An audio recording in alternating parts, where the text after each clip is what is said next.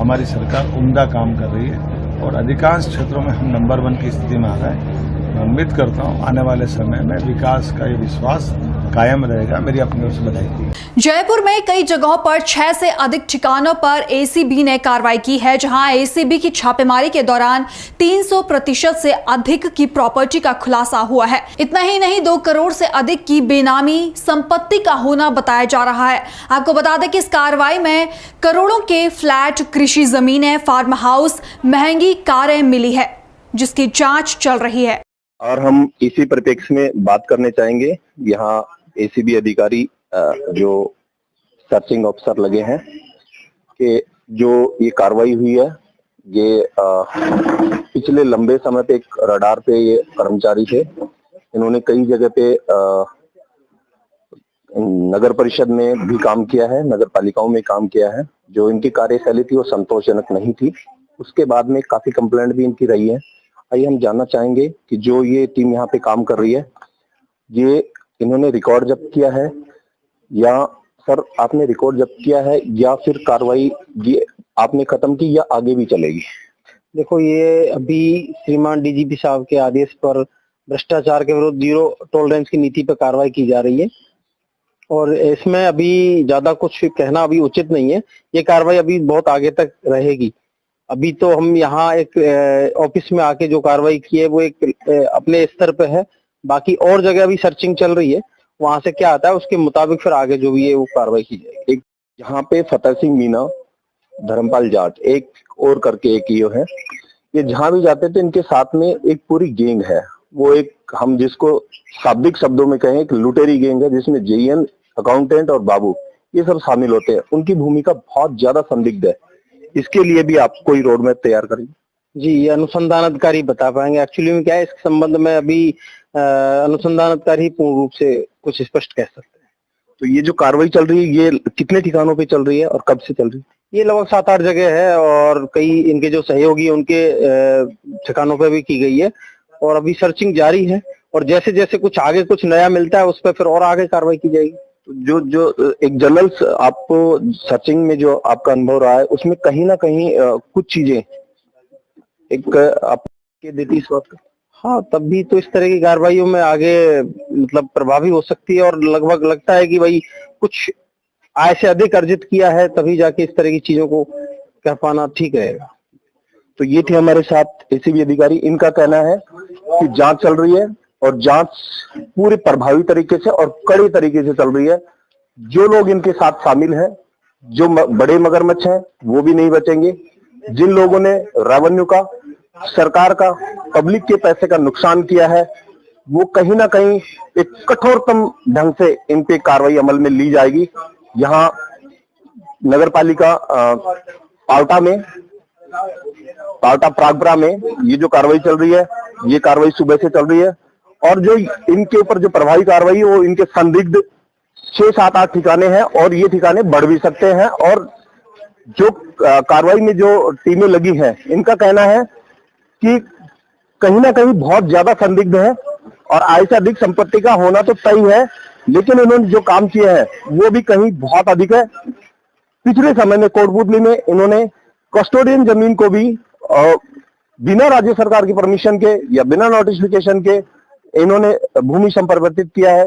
बहुत से कारनामे ऐसे हैं जो परत दर परत खुलते रहेंगे और से पब्लिक की, पावटा की पब्लिक की, कोटपुतली की पब्लिक की और जहां जहां इन्होंने भ्रष्टाचार किया वहां की पब्लिक की एक बहुत बड़ी उम्मीद रहेगी कि ये लोग इन लोगों को उस कटघरे में खड़ा करें और इनके साथ में जो गैंग बनी है उस गैंग को भी अपने रडार पे ले। शायद ये जल्द ही पॉसिबल होगा। मेरे साथी सुमेर के साथ में धर्मवीर यादव, पावटा, जयपुर। मध्य प्रदेश के तेंदुखेड़ा में दबंगों के हौसले लगातार बुलंद होते जा रहे हैं, जहां अहिरवार समाज के गरीब के साथ दबंग ने जमकर मारपीट की। इतना ही नहीं, दबंगाई दिखाते हुए सौरभ जैन ने पीड़ित से काफी पैसे भी लिए, जिसके बाद पीड़ित न्याय की गुहार लगाता हुआ एसपी ऑफिस पहुंचा और अपने लिए इंसाफ मांगा। क्या नाम है आपका?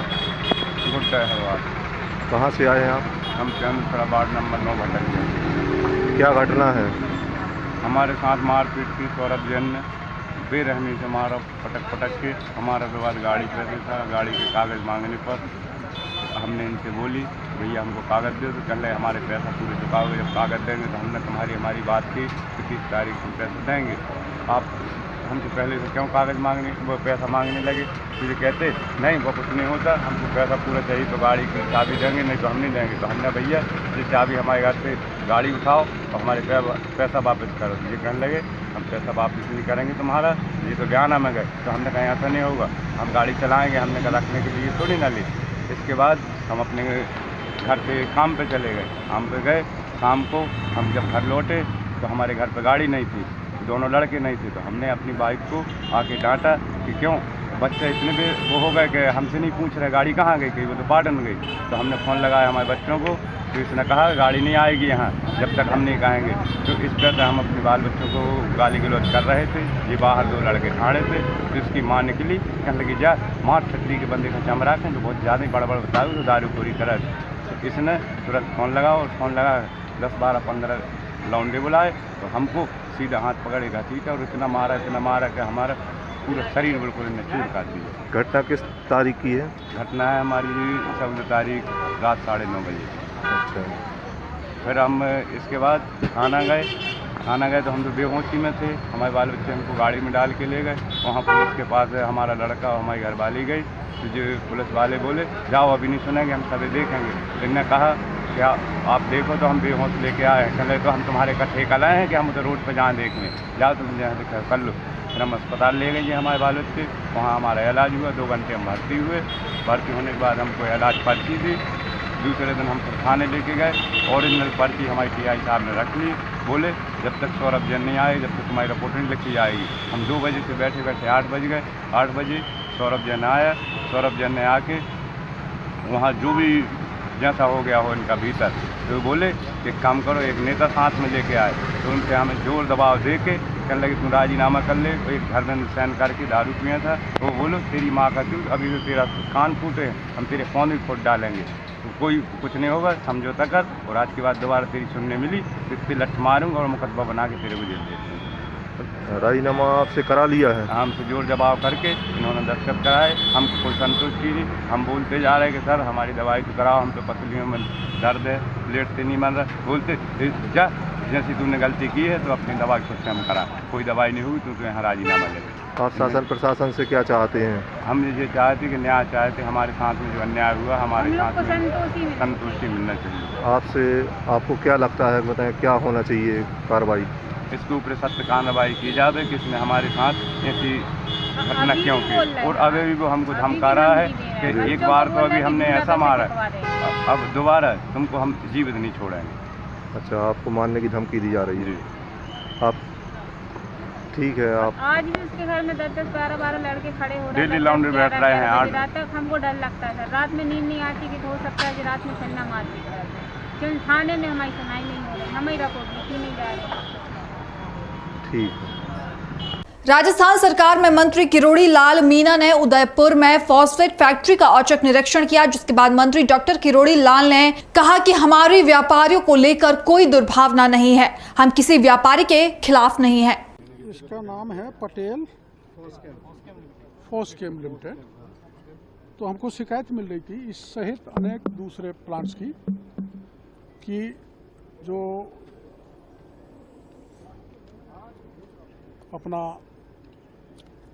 SSP बनाया जा रहा है, जिसको सरकार प्रमोट कर रही है, 50 किलो के बैग पर इनको 388 रुपये की सब्सिडी भारत सरकार देती है। भारत सरकार देती है इसलिए कि ये DAP का अल्टरनेटिव बने। लेकिन इसकी घटिया की शिकायत मिली है, जिसमें सल्फ्यूरिक एसिड का वो टैंक खड़ा है, वो होना चाहिए 98%। वो 65-70% का ये खरीदते हैं, वो महंगा मिलता है। इसलिए वो जो हमको जानकारी मिली, जांच का विषय, उसका सैंपल लेंगे। ऐसे ही जो ये रॉक फॉस्फेट है वो भी घटिया क्वालिटी का है। ये कहते हैं हमसे जॉर्डन से इम्पोर्ट करते हैं, तो वो हम इनके कागज देखेंगे जॉर्डन से इम्पोर्ट होता है क्या, वो घटिया यूज करते हैं। तो इनका एक सैंपल ये लिया गया 12/5/2025 को। ये मिलना चाहिए था 14.5%, जबकि मिला 8.11%। ऐसे ही एक लिया गया 14/5/2025 को, जिसमें मिलना चाहिए था 14.5%, मिला है 6.36%। ऐसे ही एक सैंपल लिया गया 30/4/2025 को, मिलना चाहिए तो 14.5, मिला है 7.2% में। इट मीन्स ये घटिया है, ये किसान के काम का नहीं है। और ये एक हमारे पास इंफॉर्मेशन है जिसमें पेरीफ्री में, मतलब यहाँ से जाने के बाद जो सैंपल लिए गए करीबन 632, उसमें 15 इनके अमानक पाए गए हैं। तो अमानक के हिसाब से इनके 30,000 बैग होते हैं। उस 30,000 बैग की सब्सिडी हो गई 1 करोड़। तो हम इनसे ये पूछ रहे हैं कि वो 30,000 बैग जो कंडम है वो कहाँ है, हमें बता दो, किस किस KVSS पे, किस किस GSS पे, ये इनका जवाब देंगे क्योंकि गुणवत्ता उनकी प्रॉपर नहीं है। एक ये जो आपने कागज दिया है 8 सैंपल ये हैं जो अमानक पाए गए। तो अमानक मीन्स कोई काम का खाद किसान को नहीं दिया जा रहा। हमारा इन सब जो व्यापारी हैं खाद तैयार करने वाले SSP, हमारी कोई दुर्भावना इनके साथ नहीं है, हम कोई व्यापारी के खिलाफ नहीं है। हम तो व्यापार को प्रमोट करने की दृष्टि से सरकार 388